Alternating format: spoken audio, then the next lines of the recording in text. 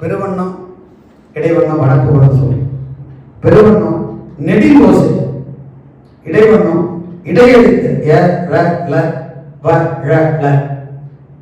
வடக்கு சொற்கள் பிளவுபடாது, ஒன்றோடொன்று மோதாது, அளவோடு நின்று அழகுபட்டு வெளிப்படுவதே வடக்கு வரும்.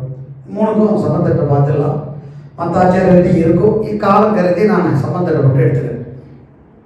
நெடில் வண்ணம் அதாவது பெருவண்ணம் 30 நெட்டெழுத்து ஓசையோட பாடப்பட்ட நிறைய பாடல் இருக்கு. அது ஒரு பாட்டு பட்டிச்சம்.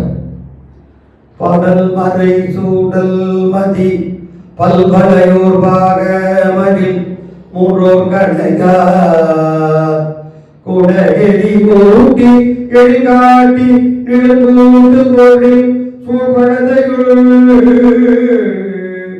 மணமழ பாடி மூவை பட்டிச்சரமே கடி கட்டருவினார் வேடநிலை கொண்டவரை விடுநெறி காட்டி விடுவீடும் அவரே. ஒரு செய்தி மட்டும் சொல்லிடுறேன். வேடம் நிலை கொண்டவரை வீடு நெறி காட்டுவார்னு சொன்னார்.